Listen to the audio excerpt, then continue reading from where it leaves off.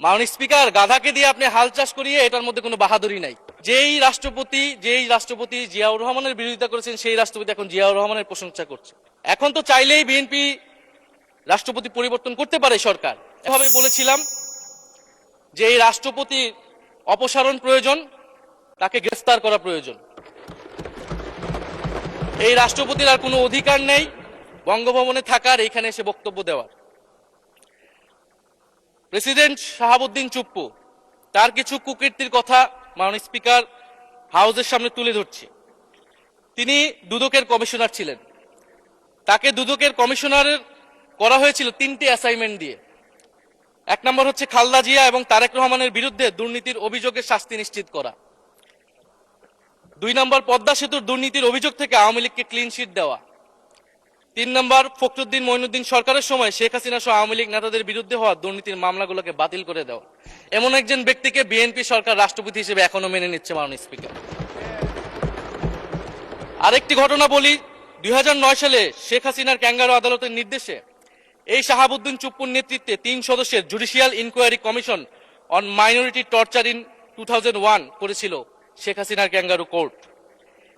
এই প্রতিবেদন অনুসারে বিএনপির 26,000 বিএনপির নেতাকর্মীকে 2001 সালে ক্ষমতায় এসে কয়েক হাজার হিন্দুকে তারা হত্যা করেছে, এজন্য দায়ী করা হয়েছিল মাননীয় স্পিকার। এবং আওয়ামী লীগ এই রিপোর্ট দেশে বিদেশে এই রিপোর্ট ফেরি করে তারা নিজেদের এখানে ক্ষমতায় থাকাটাকে পাকাপোক্ত করেছিল। মাননীয় স্পিকার, এই রাষ্ট্রপতি চুপ্পু এস আলমের হাতে ইসলামী ব্যাংকে তুলে দেওয়ার কারিগর, 2 কোটি আমানতকারীকে পথে বসিয়েছিল।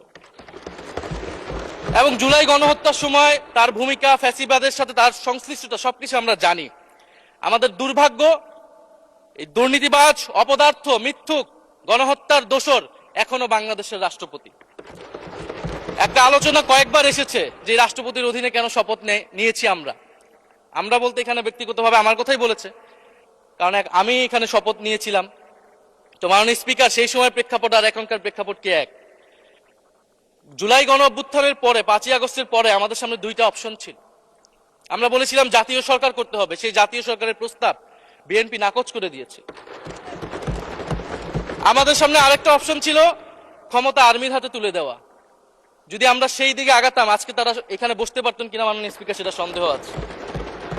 দেশের স্বার্থে, দেশের স্থিতিশীলার স্বার্থে আমরা সেই সময় সরকারে গিয়েছিলাম, আমরা শপথ নিয়েছিলাম। কিন্তু বৈষম্যবিরোধী ছাত্র আন্দোলন খুব স্পষ্টভাবে 2024 সালে কিন্তু এই রাষ্ট্রপতির অপসারণ চেয়েছিল।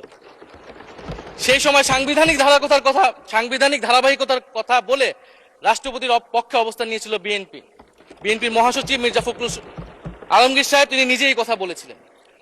ফলে এখন তো একটা নির্বাচিত সরকার মাননীয় স্পিকার, এখন তো চাইলেই বিএনপি রাষ্ট্রপতি পরিবর্তন করতে পারে সরকার। এবং আমরা বিশ্বাস করি বিএনপিতে সেই ধরনের যোগ্য আস্থাভাজন ব্যক্তি নিশ্চয়ই রয়েছে। এবং সরকার দলের সদস্যরা অনেকে গৌরবের সাথে বলেছেন যে যেই রাষ্ট্রপতি জিয়াউর রহমানের বিরোধিতা করেছেন সেই রাষ্ট্রপতি এখন জিয়াউর রহমানের প্রশংসা করছে। মাননীয় স্পিকার, গাধাকে দিয়ে আপনি হাল চাষ করিয়ে এটার মধ্যে কোনো বাহাদুরি নাই। এটা আপনাদের দেউলিয়ত্ব, সরকারের দেউলিয়াত্ব যে সরকার এখনো রাষ্ট্রপতি পরিবর্তন করতে পারছে না। মাননীয়